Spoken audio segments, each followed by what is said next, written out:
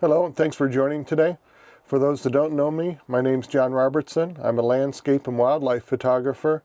I'm currently working in Denali, Alaska as a photography guide for the summer of 2024.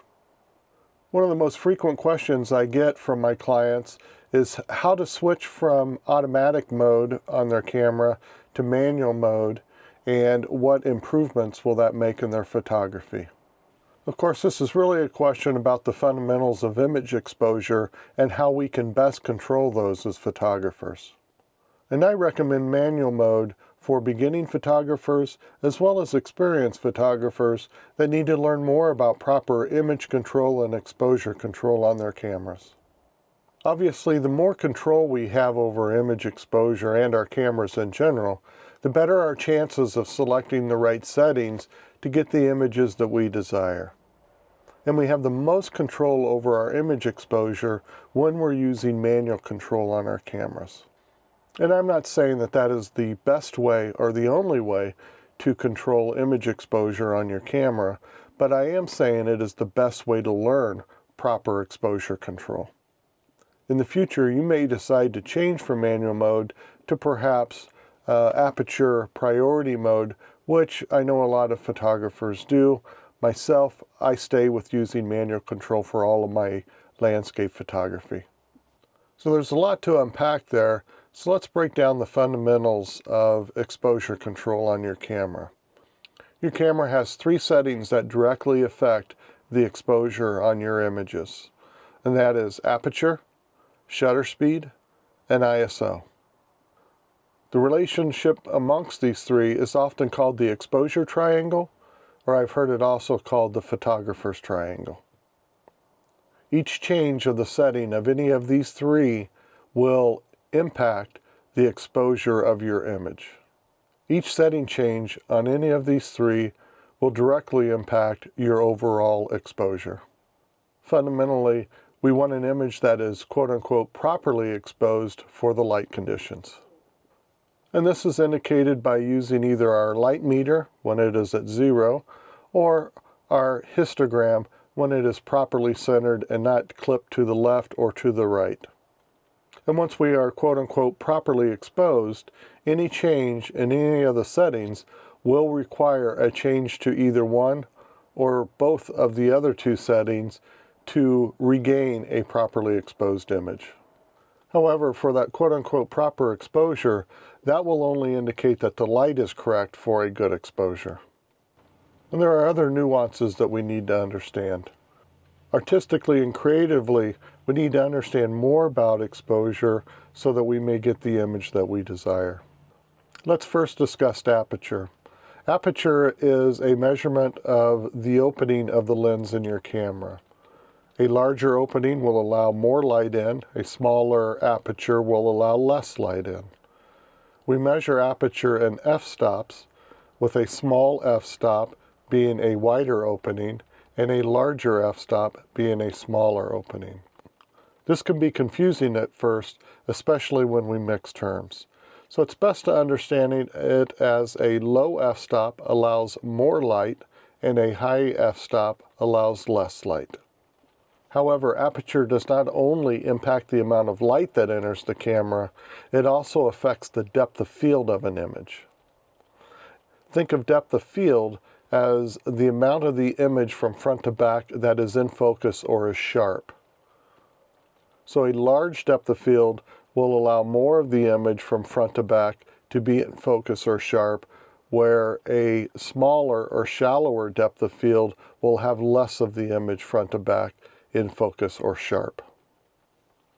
A smaller f-stop will create a shallower depth of field, and a larger f-stop will result in a larger depth of field. For most landscape photography, we tend to use larger f-stops, such as f10 or larger, to create that larger depth of field for our image. However, you need to be aware that as f-stops get larger, your image quality may decrease. And this is dependent on the lens that you have. So you should understand your lens specifications and better yet practice with it to see where your images may degrade in quality as you reach high f-stops. Sometimes that's at f20 or larger, but it is dependent on your lens. Now let's talk shutter speed. And shutter speed defines how long the opening of your lens is open to collect light. So a fast shutter speed will allow light to enter the camera for a short period of time, while a long exposure time will allow light to enter for a longer period of time. Shutter speed selection will also impact the movement or perceived movement within an image. So if you have a slow shutter speed, movement will be pronounced or blurred, and a faster shutter speed will tend to freeze motion. So for example, achieving blur with a waterfall or moving water requires a longer shutter speed. Because aperture and shutter speed impact the creativity or the artistic intent of your image, I call those the creative inputs for your exposure control. Finally, we have ISO or ISO. Think of ISO as an amplifier for your image sensor as it collects light. So as you dial up ISO, it in effect amplifies the light on your image sensor. However, high ISOs have the impact of creating more noise in your image.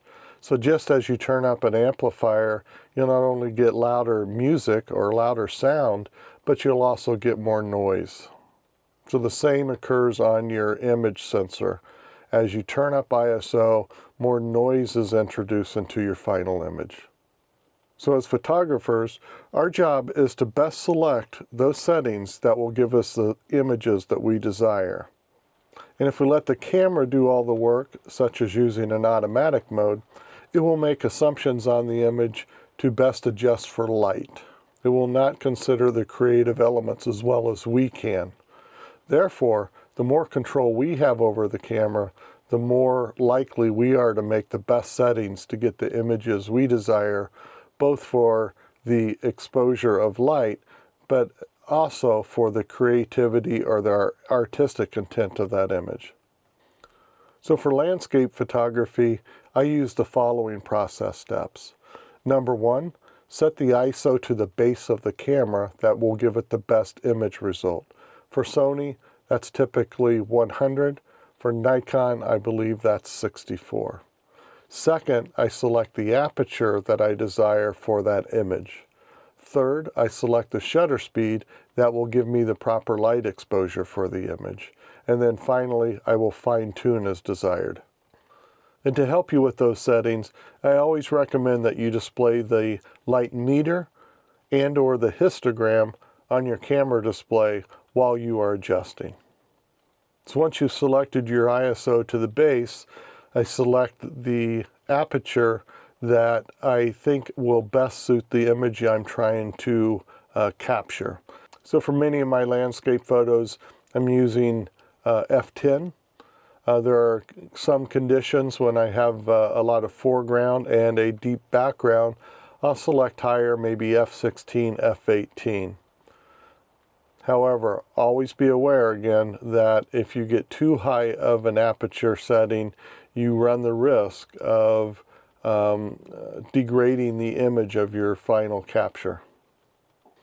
And also, you may not always want a sharp image from front to back. There are artistic and creative inputs that you may desire a little bit fuzzier or softer image in the front, especially if you're trying to portray that it's a windy day, or it's maybe just the colors that you wanted included, and the details may take away from the overall image. And then next, select the shutter speed that allows you to get the proper light exposure for that image. If the shutter speed is high enough for the proper light exposure, and I'm not worried about any motion blur, either from the weather conditions or from hand holding, I can take the image. Many photographers won't handhold for any landscape photography and will always use a tripod, so that condition is not as important to them. If the shutter speed becomes too low and I'm worried about motion blur, let's say it's a windy day and the foliage may be blowing, then instead of lowering shutter speed, I may choose to increase ISO to again gain that condition of a proper light exposure. And in the case, again, where the shutter speed becomes too low for a handheld image and I'm worried about a shaky image, I will choose to use a tripod. If I desire motion blur in my image, such as a waterfall or moving water, then I will lower the shutter speed to the point desired. If that results in overexposure of the image, which would be indicated by my light meter going past 0 on the high side, or my histogram shifting too far to the right and clipping on the highlights, then I will need to put some type of filter on my lens. Think of these filters as sunglasses for your lenses, and they are called neutral density filters. And what they do is they reduce the amount of light coming to your camera, to the image sensor, and therefore allow you to get to the lower shutter speeds.